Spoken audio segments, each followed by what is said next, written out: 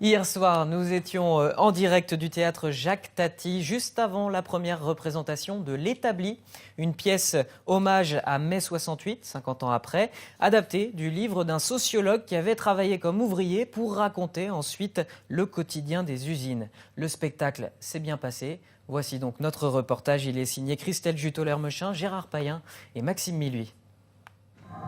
En ce début septembre 68, Citroën dévore de la main-d'œuvre. L'usine a été recréée sur scène. Robert Linhart est interprété par Aurélien Ambach-Albertini, entouré de ses camarades de la compagnie du Berger, tous militants dans l'âme.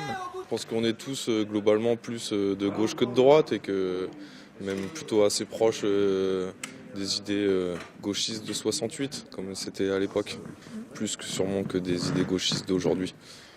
C'est l'histoire d'un jeune intellectuel qui s'infiltre dans le monde des ouvriers et des patrons. Son ambition est grande, lancer une grève générale.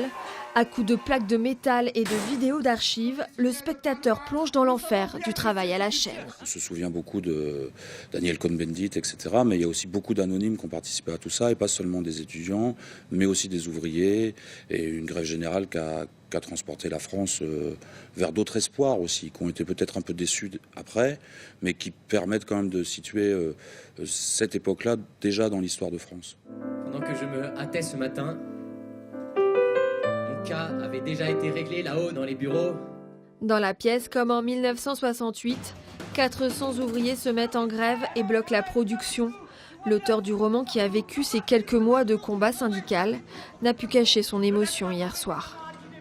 Ça m'a bouleversé parce que je repense aux luttes ouvrières de mon époque qui ne sont pas terminées à mon avis. C'est-à-dire qu'on retrouve aujourd'hui une forme d'exploitation qui est aussi terrible qu'à l'époque. Robert Linhart a finalement été licencié. L'usine a repris le cours de sa vie, mais celle de l'auteur a été chamboulée. Sociologue et professeur à l'université, il a enseigné toute sa carrière le droit des salariés.